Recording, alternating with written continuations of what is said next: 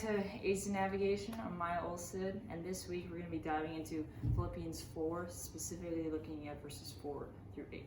So let's dive in, shall we?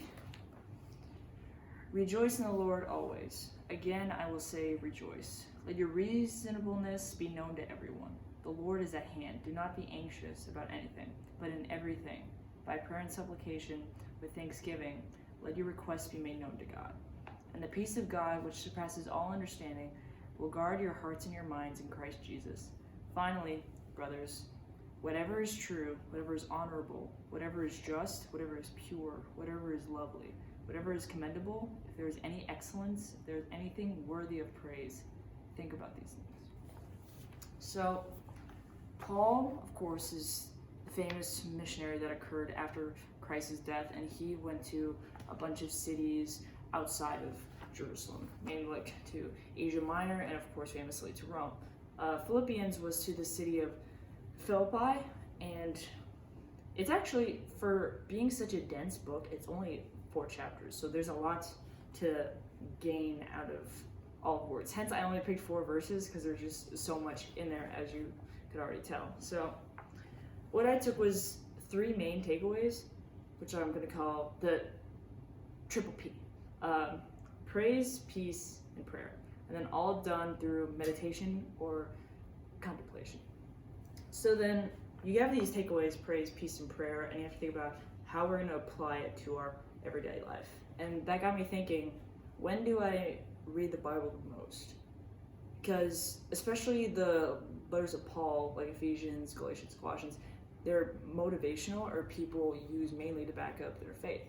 So when do people need to back up their faith?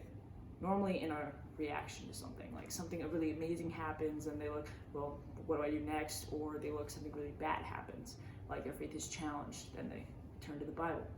I'm not saying that this is a bad thing, but the Bible shouldn't just be a reaction tool, so to say. And this got me thinking about what the Bible is really at the heart, what it's supposed to be. It's the concrete that holds our firm foundation together. Like, you built our house on a rock instead of on the sand, which ties into what Jesus was talking about, of course, in the Gospels, of where you have to put your faith. And that is Matthew chapter 7, verses 24 through 27, which is here. Everyone then who hears these words of mine and does them will be like a wise man who built his house on the rock. And the rain fell, and the floods came, and the winds blew and beat on that house, but it did not fall, because it had been founded on the rock. But everyone who hears these words of mine and does not do them will be like a foolish man who built his house on the sand. And the rain fell, and the floods came, and the winds blew and beat against the house, and it fell. And great was the fall of it. So what was the difference between the man who built his house on the rock in comparison to the sand? Well, both of the men built a house.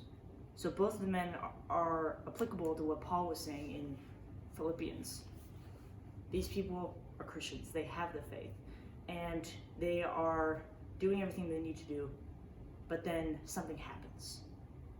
And here at the Academy, we're Coast Guard. Our main job is response and responding to natural disasters like hurricanes. So everyone has a house, but when a storm occurs, it's the difference of whether your house is still standing or whether you need help. You need to get pulled from the rubble. And the Bible is there in both the people that help you build a house and the people that save you from the storm. So once again, it doesn't matter if you use the Bible as a reaction, that's great. But you have to think about, maybe you need to put more time and effort into your foundation, using concrete, building hard timber to build up the walls, so that when a huge storm does hit, your house is still standing, and you don't have to start completely from scratch when rebuilding up your faith. Hence, Paul cites the characters of God that you're supposed to fall back on, finding things that are true, honorable, and just, and rejoicing in the Lord always, and knowing what to ask, as far as you do not want to be anxious about anything, but in everything by prayer and supplication, make your requests known to God. So, just some nice takeaways from Philippians. I highly suggest reading the entire book. It's only 4 chapters, but there's a lot in there to unpack. So if you have the time, just do a quick deep dive into Philippians. I highly recommend it. And thank you for watching this Aids to Nav, and can't wait to see you next week.